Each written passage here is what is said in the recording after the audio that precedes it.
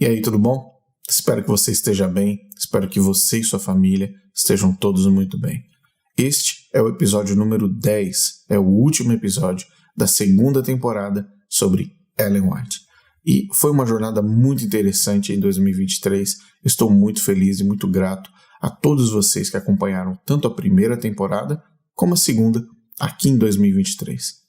Nós cruzamos a barreira de 1 milhão de visualizações em menos de um ano e estou muito feliz por isso. Eu queria destacar aqui minha gratidão principalmente a Deus, a minha família e a todos vocês que têm acompanhado, engajado, compartilhado, comentado todos os vídeos do canal para que possamos. Muito obrigado. Muito obrigado a todos vocês que sempre comentam, sempre compartilham e eu quero fazer um vídeo de agradecimento no final do ano, mais próximo ali da virada para 2024, destacando todos vocês. Mais uma vez, meu muito obrigado. Bom, o episódio número 10 é especificamente voltado para o ponto mais crítico que eu acredito em toda a história de Ellen White. Como você sabe, Ellen White afirmava que tinha um poder sobrenatural de conversar com Deus e visitar lugares através de visões e principalmente ter acompanhado a ela uma entidade chamada de anjo acompanhante. Sem contar, é claro, ouvir a voz de Deus, ouvir a voz de Cristo, coisas do gênero que você aprendeu nessa segunda temporada. Mas o pior de tudo com relação a Ellen White, na minha opinião, é especificamente o ângulo e a perspectiva de como ela via Jesus Cristo. E uma das coisas que eu quero destacar nesse último episódio da segunda temporada é a compreensão e a visão que Ellen White tinha sobre Jesus Cristo. E se ela realmente era uma pessoa que recebia informações de Deus, se Ellen White era de fato uma visionária, uma pessoa com poderes sobrenaturais legítimos, baseados numa relação real existente com Deus, se ela realmente visitava esses planetas, o céu, o tabernáculo, se ela tinha toda essa capacidade mediúnica de prever coisas, de falar sobre o futuro, de fazer previsões da vida das pessoas e até de enxergar pessoas em sua intimidade, tendo até relações sexuais, estando ela na sua própria casa, se ela tinha todos esses poderes sobrenaturais, se ela tinha um anjo que acompanhava, se Cristo falava com ela, se Deus falava com ela, se todas essas coisas são verdade, a perspectiva dela, de Cristo, seria 1. Inalterável, 2. 100% correta e 3. Alinhada com as Escrituras. E uma das coisas que nós sabemos, através de todo esse estudo do ano de 2023, é que Ellen White tinha uma visão completamente distorcida da graça, do sacrifício de Cristo e principalmente da pessoa de Jesus Cristo. Muito bem, esse episódio vai apresentar como um fechamento o ponto mais crítico de como Ellen White apresentava Jesus Cristo.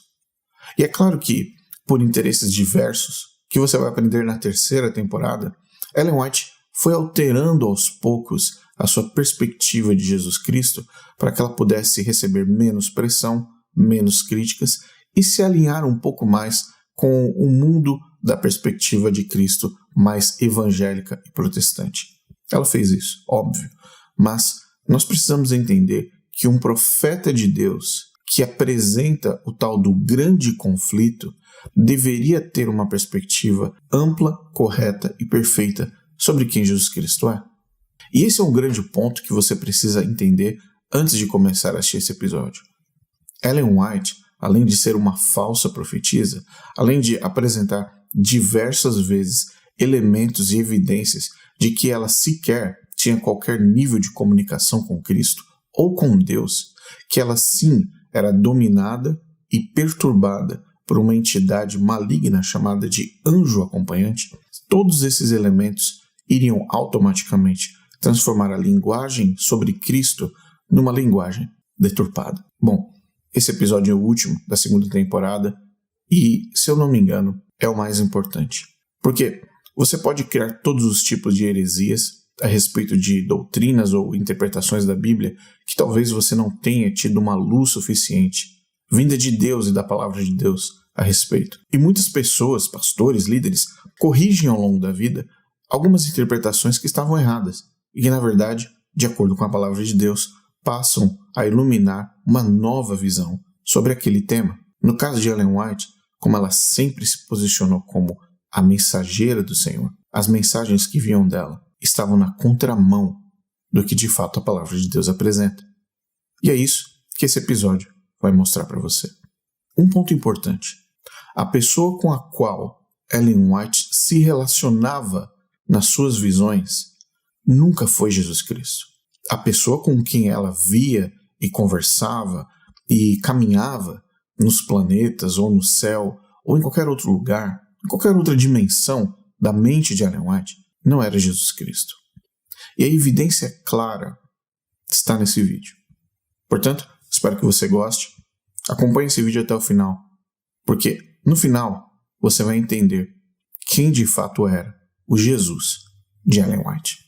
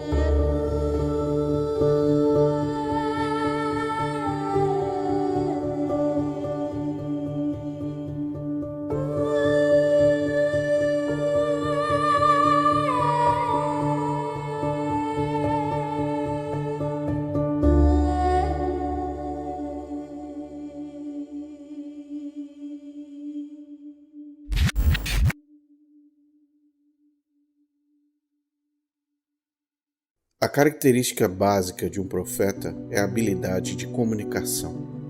Para ser um profeta, você obrigatoriamente precisa saber se comunicar em esferas diversas. Primeiramente, um profeta recebe a mensagem. Esse é o estado passivo, onde o mensageiro apenas escuta ou visualiza a informação. Num segundo momento, se inicia a transmissão da informação recebida. Essa é a parte ativa. O profeta pode utilizar diversos métodos para distribuir a mensagem que ele recebeu, como, por exemplo, proclamando em praça pública, falando diretamente com um grupo de pessoas específico, escrevendo cartas, livros e muitas vezes até mesmo através de milagres que podem significar uma confirmação vinda dos céus e da parte do originador. Uma das vantagens claras de ser um profeta legítimo de Deus é a certeza de que Deus, o originador da mensagem, nunca muda. Deus sempre foi, Deus é e sempre será.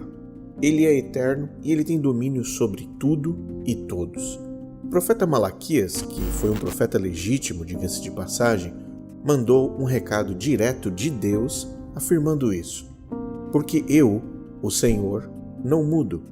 Por isso vós, os filhos de Jacó, não sois consumidos. Malaquias 3:6. O apóstolo Tiago disse a mesma coisa de uma forma ainda mais profunda.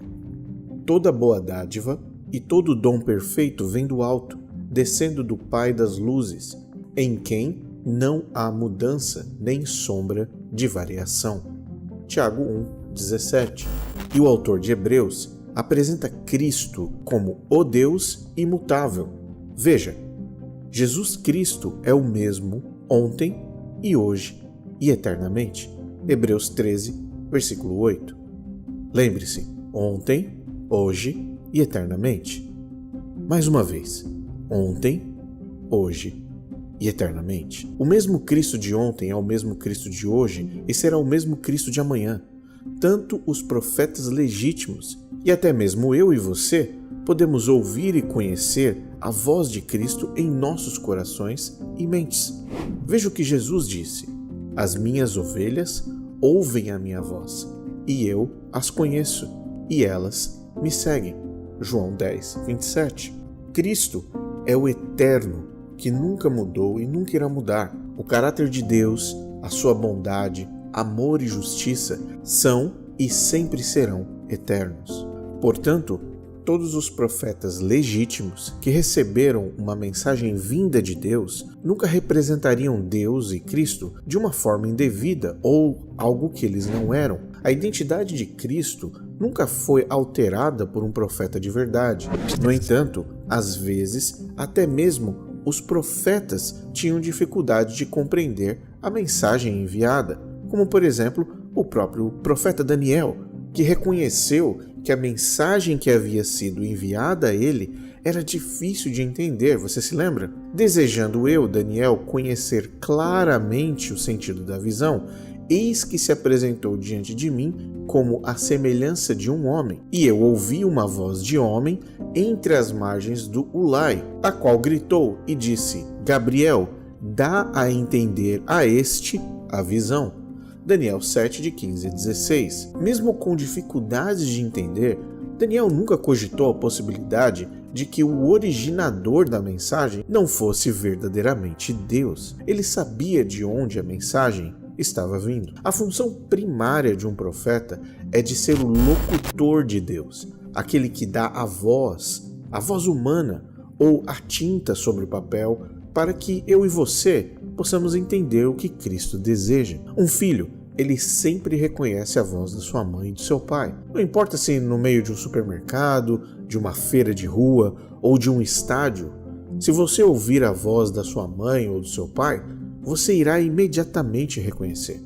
Pais reconhecem a voz dos seus filhos em qualquer lugar. Apesar de ser um exemplo simples, ele nos ajuda a compreender por completo essa capacidade relacional entre um profeta legítimo e Jesus Cristo, aquele, novamente, que nunca muda, o mesmo de ontem, hoje e amanhã. Mas quando precisamos lidar com os falsos profetas, as coisas ficam um pouco mais complicadas e não existe melhor exemplo de um falso profeta do que Ellen White. Muitos adventistas do sétimo dia encaram Ellen White como infalível. Outros reconhecem que os escritos oficiais dela são além de inerrantes, são 100% perfeitos e imunes a erros. Mas desde o avanço da internet, milhões de adventistas em todo o mundo têm pesquisado a fundo a respeito do que ela escreveu, durante todo o ministério dela, onde ela mesma alegou ser a suposta mensageira do Senhor. O primeiro questionamento que qualquer adventista deve fazer é se de fato Ellen White sabia de quem ela estava recebendo aquelas mensagens que no futuro foram publicadas e oficializadas pela Igreja Adventista do Sétimo Dia. A mesma organização internacional adventista simplesmente acredita em absolutamente tudo o que Ellen White escreveu e por mais de 150 anos continua a colocar todos os adventistas do mundo abaixo da autoridade dessa suposta profetisa. Preste atenção e veja como a Igreja Adventista define Ellen White. Nós, adventistas, acreditamos que esse dom se cumpriu na pessoa de Ellen G. White. Isto pelo fato da cofundadora da Igreja Adventista do Sétimo Dia ter as características de uma verdadeira mensageira e profetisa de Deus. Ter as características de uma verdadeira mensageira e profetisa de Deus. Crença fundamental número 18, falando do dom de profecia. Um dos dons do Espírito Santo é a profecia. Este dom é uma marca distintiva da Igreja remanescente. Note que logo no início dessa crença, a Igreja Adventista define que o dom do Espírito Santo e de profecia pertencem a um grupo chamado remanescente ou Igreja remanescente.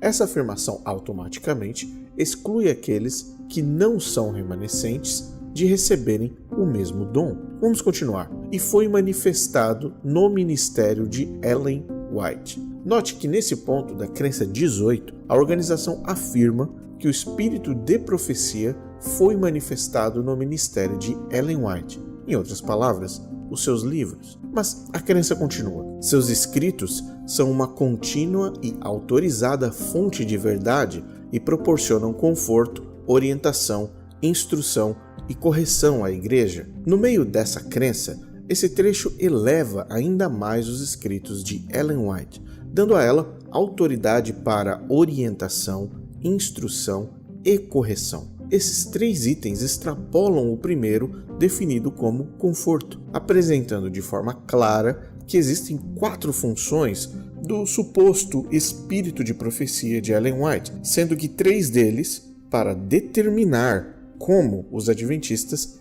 devem viver e serem corrigidos, e apenas um com o objetivo de confortar. O texto da crença finaliza dizendo: eles, no caso os escritos de Ellen White, também tornam claro que a Bíblia é a norma pela qual todos os ensinamentos e experiências devem ser testados. Apenas e somente na parte final do texto, a Bíblia é finalmente mencionada como reguladora, o que, na verdade, deveria ter sido citado no início da crença 18 e não no final, pois, vamos combinar, a Bíblia supostamente deveria ser maior do que Ellen White. Mas como dissemos anteriormente, até o presente momento, a Igreja Adventista não reconhece que os escritos de Ellen White possuem diversos erros e transformam os escritos dela em infalíveis, ao contrário da forma como a Igreja Adventista reconhece a própria Bíblia. Não existe nenhum pastor ativo na organização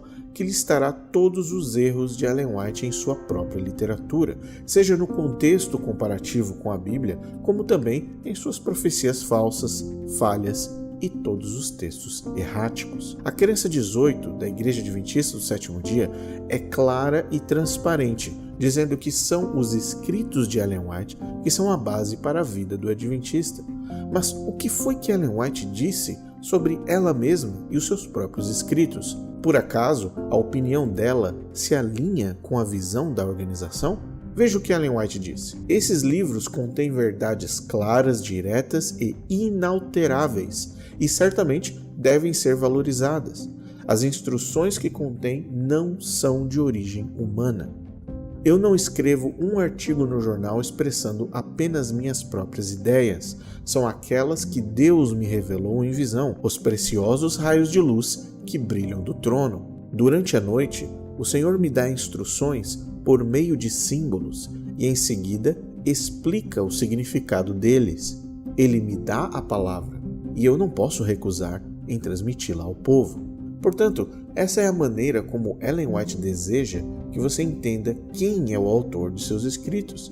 Isso torna difícil para as pessoas de hoje confrontarem as heresias de Ellen White. O medo em relação a Ellen White é maior do que, de fato, regular o que ela escreveu, baseando-se única e exclusivamente na Bíblia, como justamente a crença número 18 sugeriu há pouco. Porém, entre tudo o que Ellen White escreveu, iremos destacar um ponto específico, que é a identidade de Cristo, ou em outras palavras, quem era o Jesus Cristo de Ellen White e se esse Jesus é o mesmo Jesus da Bíblia. Portanto, sente-se, procure sua melhor posição e venha comigo trafegar pela mente de Ellen White, identificar quem era o ser que ela viu e por que adventistas do mundo todo precisam, no século XXI, compreender a verdadeira face do originador dos escritos de Ellen White.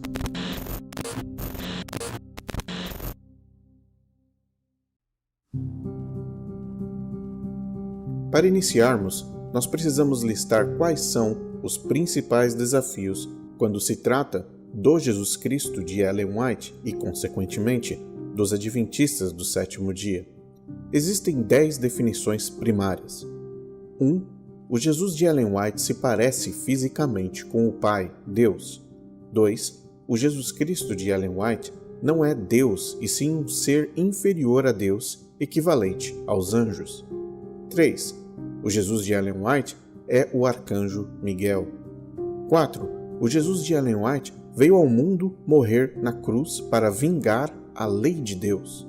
5. O Jesus de Ellen White é o maior exemplo de que humanos de natureza caída podem viver sem cometer pecados.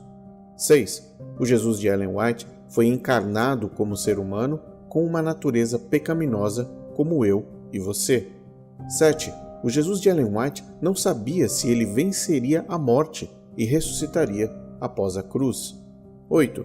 O Jesus de Ellen White vai voltar ao mundo quando os adventistas conseguirem reproduzir neles mesmos o caráter de Cristo. 9. O Jesus de Ellen White morreu na cruz, mas o sacrifício de Cristo não terminou na cruz. E por último, 10. O Jesus de Ellen White não tomará sobre si nossos pecados, mas sim Satanás.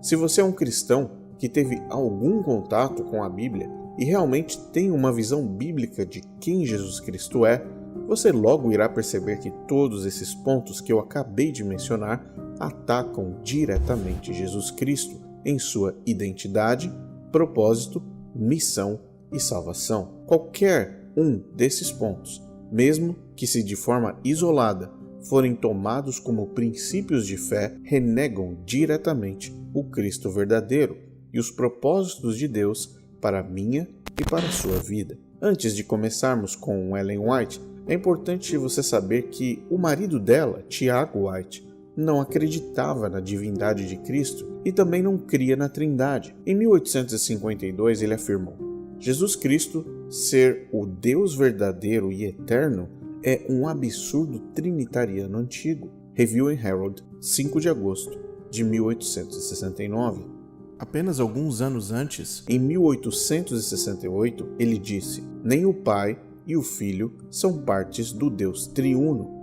Eles são dois seres distintos, mas um no plano e outro na realização da redenção. Life Incidents, volume 1, 1868. Tiago White e muitos dos primeiros adventistas eram antitrinitarianos e negavam a divindade de Cristo.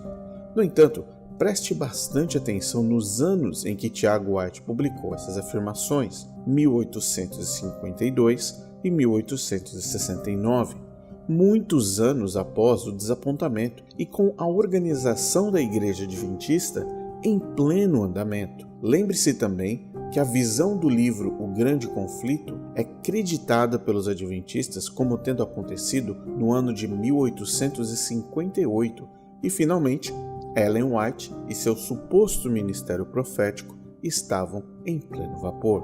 Como dissemos no início, uma profeta precisa saber quem é o originador da mensagem, e se Ellen White de fato se comunicava com Deus, Jesus Cristo e um anjo do céu, todos eles alertariam Ellen White a respeito das crenças heréticas de seu próprio marido Tiago White. Se Ellen White de fato recebia a visita de entidades celestiais, elas não deixariam o seu próprio marido Tiago White sem a luz correta sobre quem de fato era Jesus Cristo. Mas ao longo da história e livros que o casal publicou, nota-se de maneira muito clara que, além de não terem recebido nenhum treinamento relevante em teologia e muito menos uma formação básica pastoral cristã, ambos estavam completamente distantes da Bíblia e muito mais próximos de ideias culturais e modais do século XIX sobre o Salvador do mundo, Jesus. Vamos abrir nosso primeiro livro, História da Redenção. Logo no prefácio do livro, você vai notar uma afirmação bastante contundente. Existem assuntos sobre os quais a senhora Ellen G. White, a mensageira escolhida por Deus para os crentes do Advento, recebeu iluminação nos primeiros dias, logo no início do seu trabalho. Lembre-se, a Igreja Adventista afirma no início do prefácio deste livro duas informações sobre quem enviou a mensagem e quem foi que recebeu a mensagem. Ellen White afirmou que recebeu de Deus essa visão algumas vezes e que ele pediu a ela que a escrevesse. Portanto, de acordo com a Igreja Adventista, tudo que estiver dentro deste livro veio diretamente de Deus, supostamente do Deus verdadeiro. Logo no capítulo 1, percebemos que Ellen White apresenta três personagens: Lúcifer, o poderoso anjo de luz, Deus como o Criador e Jesus como sendo o Filho. Confira comigo. Capítulo 1. Lúcifer no céu, antes de sua rebelião, foi elevado e exaltado anjo, o primeiro em honra depois do amado Filho de Deus. Essa definição de primeiro em honra depois de Cristo, Filho de Deus, além de eliminar o Espírito Santo da cena, dá a Lúcifer uma posição extremamente privilegiada e equiparada a Cristo. Continue acompanhando. Seu semblante, como dos outros anjos, era suave e exprimia felicidade. A testa era alta e larga, demonstrando grande inteligência. Sua forma era perfeita, o porte nobre e majestoso. Uma luz especial resplandecia de seu semblante e brilhava ao seu redor, mais viva do que ao redor dos outros anjos. Lembre-se do seguinte: durante o século XIX, período em que Ellen White escreveu essa descrição de Lúcifer, era muito comum e estava na moda considerar que pessoas com testas largas eram mais inteligentes.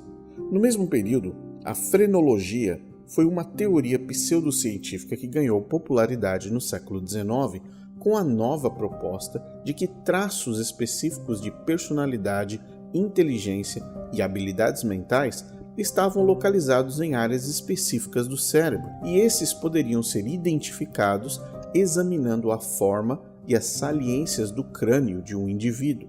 John Gaspar Spurzheim, um proeminente frenologista, escreveu extensivamente sobre o assunto da relação da testa e aspectos físicos com o grau de inteligência. No livro As Aventuras de Sherlock Holmes, de Arthur Conan Doyle, Sherlock Holmes, embora fosse um personagem fictício, era frequentemente descrito como tendo uma testa grande e proeminente, enfatizando sua habilidade intelectual.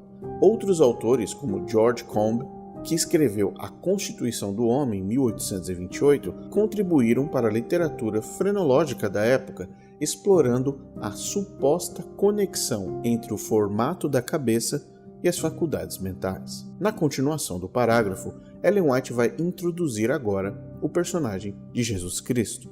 Veja: todavia Cristo, o amado Filho de Deus, tinha preeminência sobre toda a hoste angelical. Ele era um com o Pai, antes que os anjos fossem criados. Lúcifer invejou a Cristo e gradualmente pretendia o comando que pertencia a Cristo unicamente. Nesse pequeno trecho, Ellen White define a posição e a ocupação de Jesus no céu.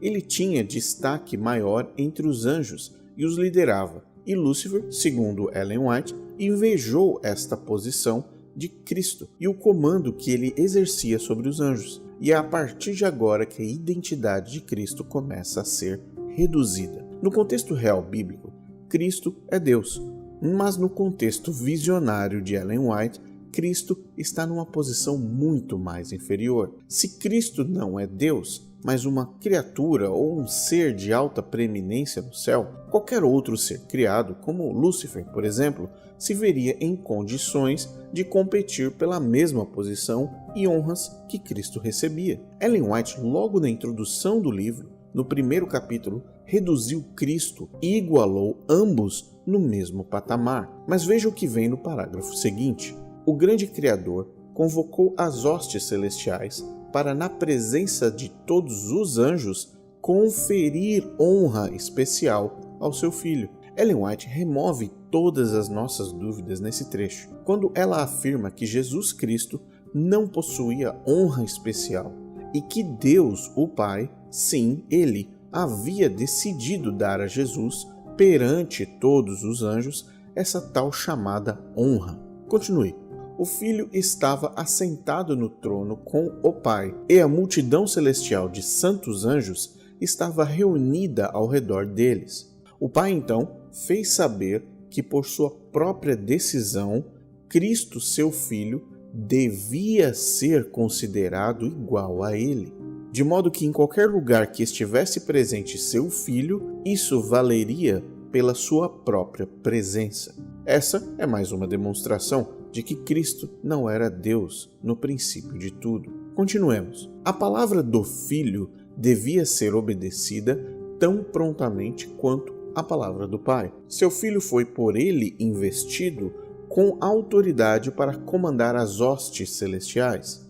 Especialmente, devia seu Filho trabalhar em união com ele no projeto da criação da terra e de cada ser vivente que devia existir sobre ela. O Filho levaria a cabo sua vontade e seus propósitos, mas nada faria por si mesmo. A vontade do Pai seria realizada nele.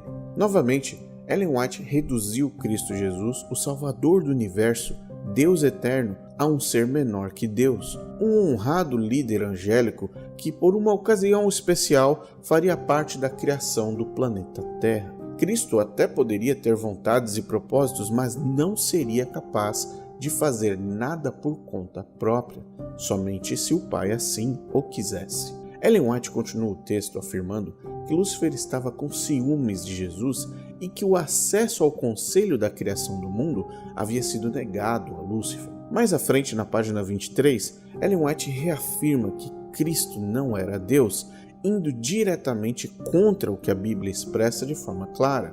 No segmento intitulado Satanás procura reintegração, Ellen White revela a suposta visão que ela teve. Leia comigo. Satanás treme ao contemplar a sua obra. Ele está sozinho, meditando sobre o passado, o presente e o futuro de seus planos. Um anjo do céu está passando. Ele o chama e suplica uma entrevista com Cristo. Isto lhe é concedido. Então, relata ao Filho de Deus que está arrependido de sua rebelião e deseja voltar ao favor divino. Está disposto a tomar o lugar que previamente Deus lhe designara e sujeitar-se ao seu sábio comando. Cristo chorou ante o infortúnio de Satanás, mas disse-lhe, com o pensamento de Deus, que ele jamais poderia ser recebido no céu. Ellen White, além de escrever um conto de fábulas completamente fictício e humilhante ao nome de Jesus Cristo, ela cria uma cena em que Satanás se arrepende do pecado cometido, que Jesus chora e se solidariza frente a frente com Satanás. E no final, ela destrói a autoridade e o caráter de Cristo, dizendo que Jesus negou aceitar Satanás de volta sob a influência do pensamento de Deus, o que nos leva a alguns parágrafos atrás, onde ela mesma afirmou que Cristo não poderia fazer nada por conta própria, mas apenas o que Deus quisesse que fosse feito. Jesus estava triste, chorando com Satanás, mas Cristo não respondeu ao diabo por conta própria. Deus, o Pai, precisou assumir os lábios e a mente de Cristo para emitir o seu veredito. Cristo, para Ellen White, era um ser menor que Deus. Um ser que Deus decidiu atribuir honra, um ser comparável a um anjo líder das hostes, a ponto de ser invejado por um outro anjo, que não tinha poder de decisão e que tinha uma relação próxima como a de um irmão com Lúcifer, a ponto de chorar com o diabo após a guerra que o expulsou do céu. E tudo isso foi segundo a Igreja Adventista do Sétimo Dia, enviado por Deus a uma visionária vitoriana do século XIX, considerada até hoje uma profetisa. Até o dia da publicação deste vídeo, nenhum pastor adventista do Sétimo Dia veio a público refutar as afirmações apresentadas por Ellen White sobre a identidade pré-criação do mundo de Jesus Cristo.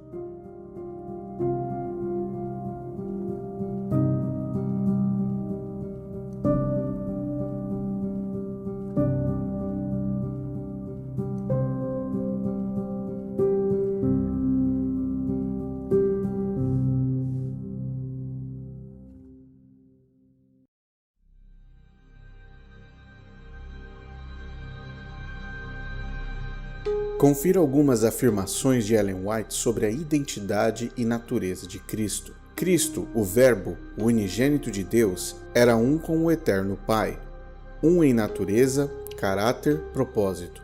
O único ser que poderia penetrar em todos os conselhos e propósitos de Deus. Patriarcas e Profetas, página 7, 8, em 1890. Perceba que numa única frase, Ellen White considera Cristo de duas formas diferentes. Um ser igual a Deus, mas não o Deus triuno. Um Jesus que possui a mesma natureza, caráter e propósito. No entanto, no final da frase, ela o considera um ser separado, que é capaz de penetrar os conselhos e os propósitos de Deus. Qual finalidade Cristo teria de penetrar os conselhos e propósitos de Deus se ele já não fosse Deus?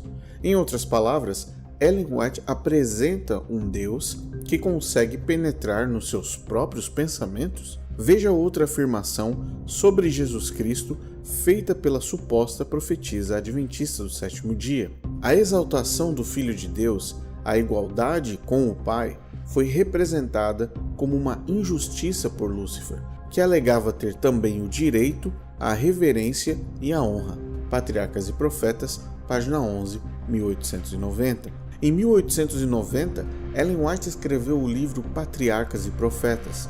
Nesse livro, ela absorveu muito do que havia escrito sobre os supostos ciúmes e a guerra no céu, já publicado no livro que lemos anteriormente, História da Redenção. Ela reafirmou o que havia dito, apresentando que Deus havia dado a Jesus, o Filho, igual exaltação, afirmando automaticamente que essa exaltação atribuída a Cristo era algo inexistente ou até mesmo desconhecido até para o próprio Lúcifer, que segundo ela era o terceiro depois de Cristo.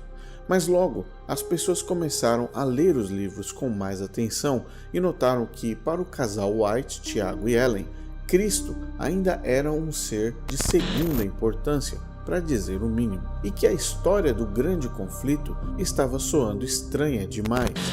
Tiago White manteve sua perspectiva antitrinitariana até sua morte, mas Ellen White, aos poucos, foi elevando Jesus Cristo, ao tentar evitar a pressão de teólogos verdadeiros. Essas mudanças no tom começaram a ser vistas num tipo de conflito linguístico de Ellen White que era, no mínimo, vexatório. Ela não poderia dizer que as visões recebidas sobre o tal Jesus honrado no céu estavam erradas, ou eram invenções da mente dela.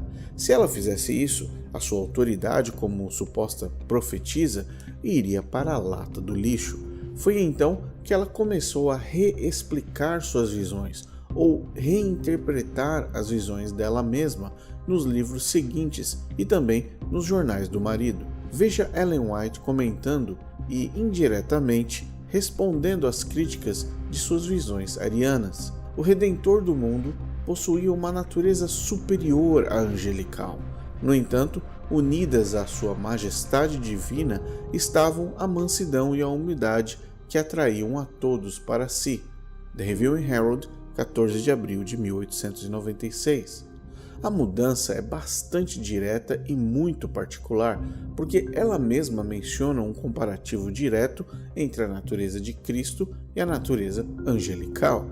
Mas logo, essa defesa sofreria ataques da própria Ellen White, que passou a desenvolver um transtorno literário dissociativo de identidade, onde num momento ela afirma uma coisa e num outro momento ela afirma outra. A divindade de Cristo é a certeza de vida eterna para o crente. Desejado de todas as nações, página 461. Unicamente aquele que é um com Deus podia dizer: tem o poder para dar a vida e poder para tornar a tomá-la. João 10:18. Em sua divindade, diz Ellen White, possuía Cristo o poder de quebrar as algemas da morte. O Desejado de Todas as Nações, página 690.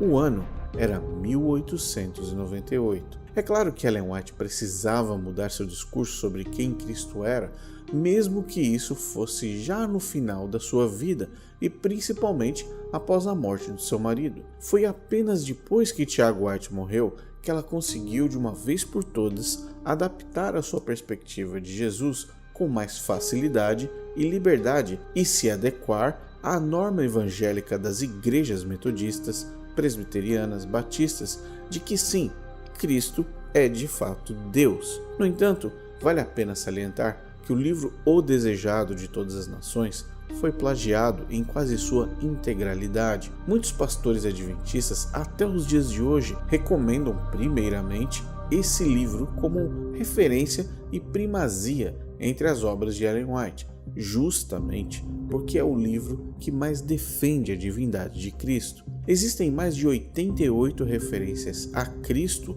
como Deus nessa obra, mas já é sabido e notório que Ellen White não é nem de perto a autora desse livro. Ou seja, o livro que mais apresenta Cristo como Deus não é de autoria de Ellen White, e sim uma obra plagiada. Isso revela que Deus estava usando uma falsa profetisa para resgatar a identidade perdida de Cristo através dos tempos no Adventismo do século XIX. E as pedras realmente falaram mais alto do que Ellen White nas páginas do Desejado de Todas as Nações. Walter Ray, em seu livro A Mentira Branca, Arthur Klein, Fred Veltman, o PhD Steve Daly, Warren C. Trenchard e muitos outros confirmaram em diversos estudos e análises que o Desejado de Todas as Nações é um compilado com fontes distantes das mãos e da mente de Ellen White. Mas o diabo, que inspira e usa falsos profetas como Ellen White, não deixaria que a identidade de Cristo passasse imune nessa nova fase. E no mesmo livro você encontra o diabo usando Ellen White e sua visão original sobre Cristo. Acompanhe comigo. Na página 690, Ellen White supostamente disse: em sua divindade, possuía Cristo o poder de quebrar as algemas da morte, o Desejado de Todas as Nações, página 690. Mas nas páginas 662 e 663, ela voltou a ser a Ellen White de sempre. Veja o que ela escreveu. Satanás torturava com cruéis tentações o coração de Jesus. O Salvador não podia enxergar para além dos portais do sepulcro. A esperança não lhe apresentava a saída da sepultura como vencedor, nem lhe falava da aceitação do sacrifício por parte do Pai. Temia que o pecado fosse tão ofensivo a Deus que sua separação houvesse de ser eterna. O Desejado de Todas as Nações, página 662 e 663. Cristo Jesus, o Salvador, o Deus eterno, não podia enxergar além dos portais do sepulcro? A esperança não lhe apresentava a saída da sepultura como vencedor? Cristo temia uma separação eterna do Pai? Que Jesus Cristo é esse que na página 690 possuía o poder de quebrar as algemas da morte, mas na página 662 não tinha mais esperança de vencer a sepultura? E mesmo que pareça algum tipo de dicotomia, é necessário fazer um exercício mental importante, afirmando uma coisa somente: Ellen White não deixou de ser ariana. Ela apenas alterou a projeção de suas palavras e não o caráter da sua mensagem. No início desse vídeo, eu mencionei que ela afirmou que desde o céu, antes da criação do mundo, Cristo não tinha autoridade para fazer nada sem que o Pai, Deus, assim o desejasse. Você se lembra? Na página 690, ela afirma que Cristo possuía o poder, mas ele não tinha certeza porque não sabia se voltaria a se reunir com o Pai novamente, devido a uma separação que poderia, na mente dela, ser eterna. Em outras palavras, Deus veio ao mundo sem certeza de que voltaria, sem a certeza de que cumpriria sua missão e sem a certeza de que venceria o pecado. No mesmo livro, dois Jesuses, no mesmo livro, dois mundos diferentes. Um exemplo que pode simplificar a compreensão de como Ellen White sempre viu Jesus Cristo é essa. Imagine um pai que tem dois filhos, Jonatas e Daniel. Se o pai dos dois meninos chegasse e desse a Jonatas um presente realmente caro, fora de uma data especial como um aniversário, um presente bem caro, como, por exemplo, um super celular de última geração, dizendo: aqui está, filho. Daniel, o irmão, ficaria com um pouco de ciúmes, não ficaria? Jonatas recebeu um presente num dia qualquer, sem motivo, sem nenhuma razão especial, e Daniel não recebeu nada. É provável que um dos meninos ficasse com ciúmes e perguntasse: por que você está fazendo isso, pai? Não é nem o aniversário dele, não é Natal.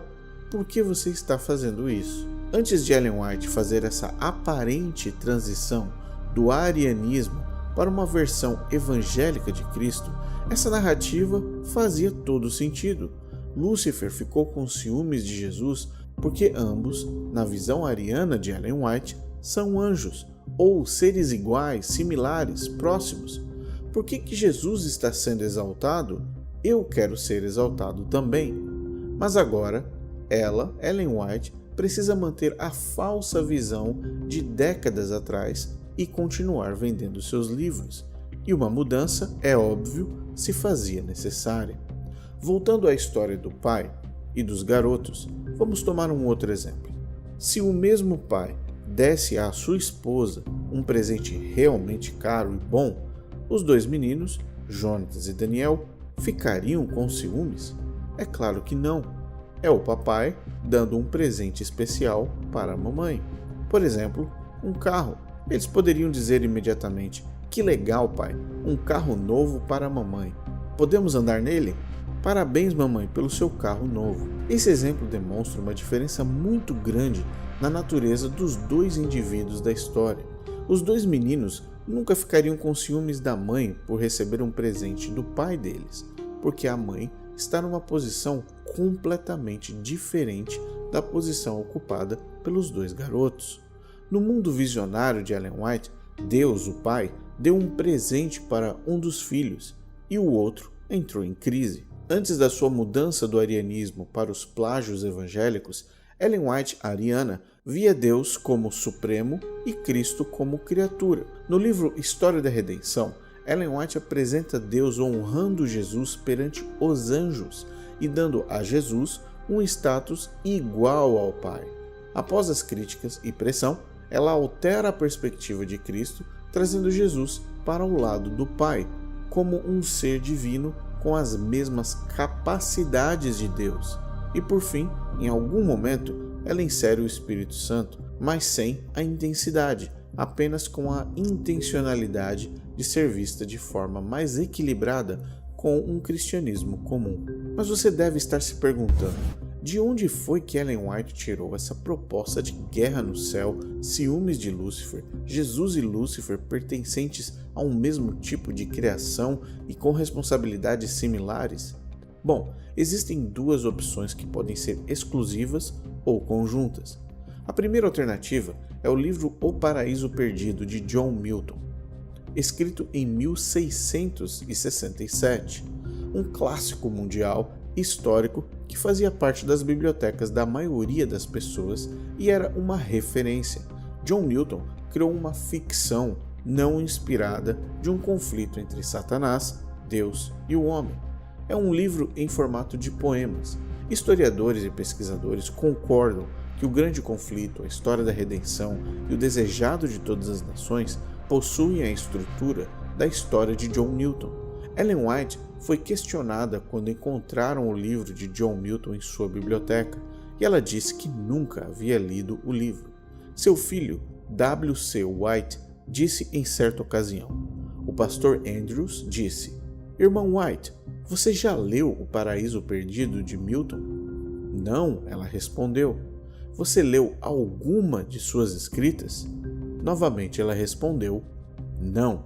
Para uma análise ainda mais profunda, eu recomendo que vocês assistam a um vídeo chamado Ellen White plagiou John Milton e eu posso provar, uma resposta a Michelson Borges, do canal React Adventista, o melhor vídeo na internet sobre os plágios e um comparativo direto entre Ellen White e John Milton.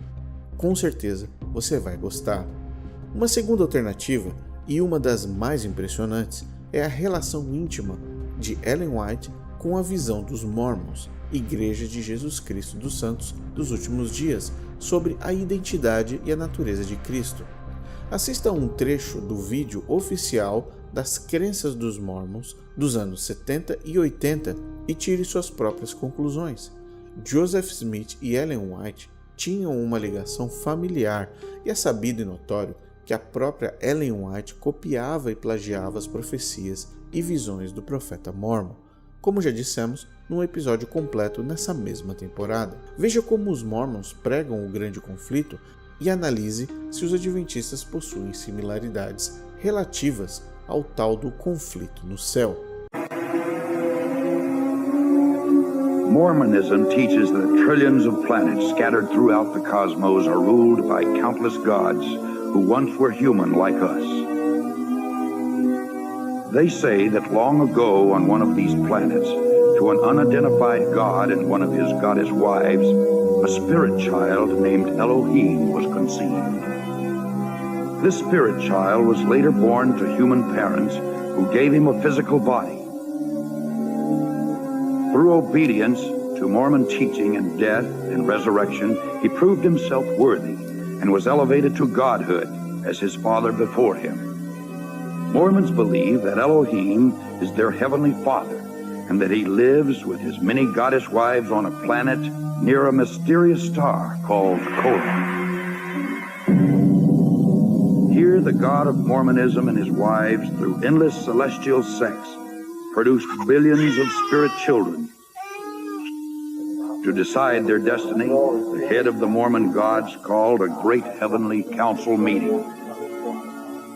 Both of Elohim's eldest sons were there, Lucifer and his brother Jesus. A plan was presented to build planet Earth, where the spirit children would be sent to take on mortal bodies and learn good from evil. Lucifer stood and made his bid for becoming savior of this new world. Wanting the glory for himself, he planned to force everyone to become gods. Opposing the idea, the Mormon Jesus suggested giving man his freedom of choice, as on other planets. The vote that followed approved the proposal of the Mormon Jesus, who would become savior of the planet Earth. Enraged, Lucifer cunningly convinced 1/3 of the spirits destined for Earth to fight with him in revolt. Thus, Lucifer became the devil and his followers the demons. Sent to this world, they would forever be denied bodies of flesh and bone. Those who remained neutral in the battle were cursed to be born with black skin. This is the Mormon explanation for the Negro race. The spirits that fought most valiantly against Lucifer would be born into Mormon families on planet Earth. These would be the lighter-skinned people, more white and delightsome, as the Book of Mormon describes them. Early Mormon prophets taught that Elohim and one of his goddess wives came to earth as Adam and Eve to start the human race. Como vocês viram, os Mormons também possuem uma versão de um conflito no céu, dos ciúmes de Lúcifer e muitas outras propostas que não estão tão distantes do universo visionário do século XIX. Para finalizarmos esse episódio, vamos navegar nos 10 pontos do início do nosso vídeo e mostrando como todos eles têm uma conexão direta com os escritos, a visão, a mente e o que Ellen White disse que recebeu de Deus. Vamos a cada um deles. Número 1. O Jesus de Ellen White se parece fisicamente com o Pai, Deus. Ellen White escreveu: em fevereiro de 1845, tive uma visão de eventos que começavam com o clamor da meia-noite. Vi um trono e nele estava sentado o Pai e o Filho. Contemplei o rosto de Jesus e admirei sua pessoa encantadora.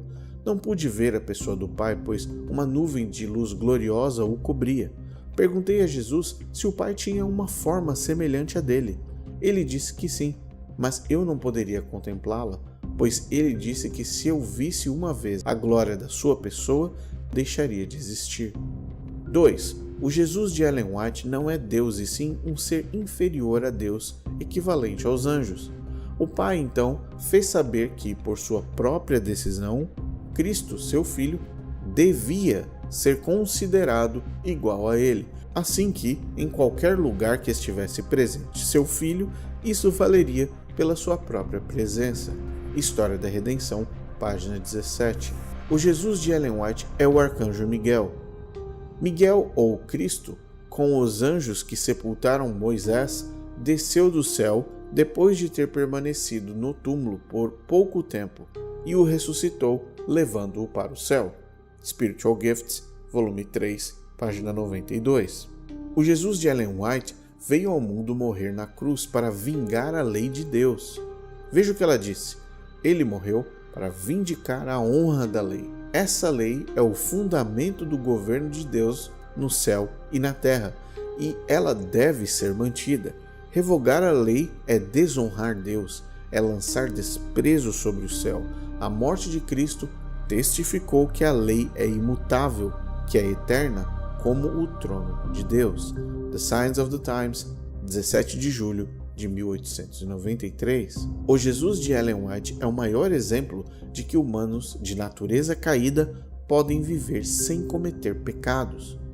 Nada havia nele que correspondesse aos sofismas de Satanás. Ele não consentia com o pecado, nem por um pensamento cedia à tentação. O mesmo se pode dar conosco. A humanidade de Cristo estava unida à divindade, estava habilitado para o conflito mediante a presença interior do Espírito Santo e veio para nos tornar participantes da natureza divina. Enquanto a ele estivermos ligados pela fé, o pecado não mais terá domínio sobre nós. Deus nos toma pela mão da fé e ela nos leva a apoderar-nos firmemente da divindade de Cristo, a fim de atingirmos a perfeição de caráter. O Desejado de Todas as Nações, página 87. O Jesus de Ellen White foi encarnado como ser humano com uma natureza pecaminosa, como eu e você. Apesar de os pecados de um mundo culpado terem sido lançados sobre Cristo, apesar da humilhação de tomar sobre si a nossa natureza decaída, a voz do céu declarou que ele era o Filho do Eterno.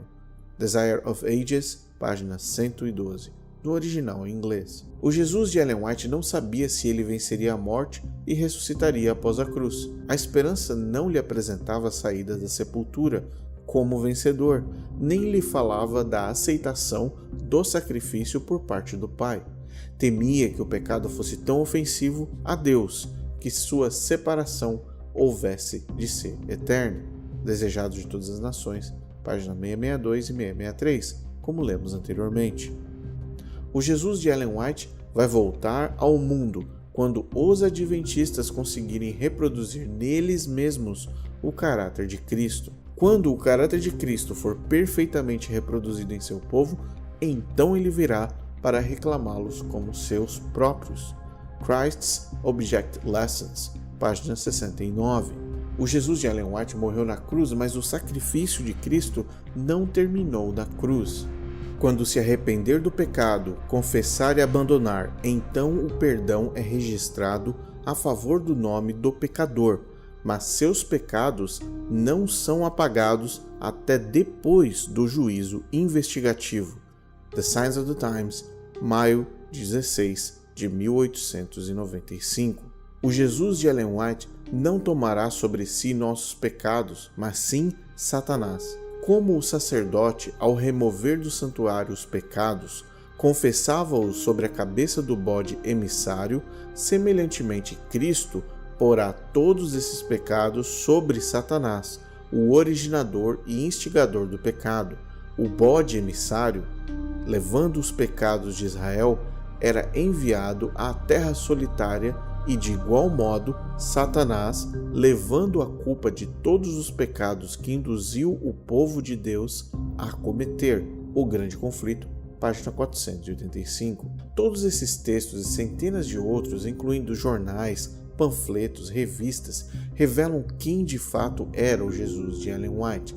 Um ser menor que Deus, um ser que foi considerado equivalente a Satanás, um ser que chorou com o diabo em consideração aos inimigos das almas, um ser que seu sacrifício não foi suficiente na cruz, um ser que não leva nossos pecados, mas sim Satanás, um ser que não sabia se iria ressuscitar e que poderia ficar perdido para sempre, um ser que é um arcanjo chamado Miguel, o que nos lembra diretamente de toda essa estrutura da história central de ciúmes de Satanás, um outro ser angelical. Ellen White recebeu essas mensagens de uma fonte que não era celestial, que não vinha dos céus ou da parte de Deus. Ellen White foi inspirada a escrever esses absurdos e utilizar elementos fictícios, alegando e mentindo que haviam vindo da parte do Espírito Santo. Mas agora você sabe o que ela escreveu e, principalmente, quem se comunicava com ela.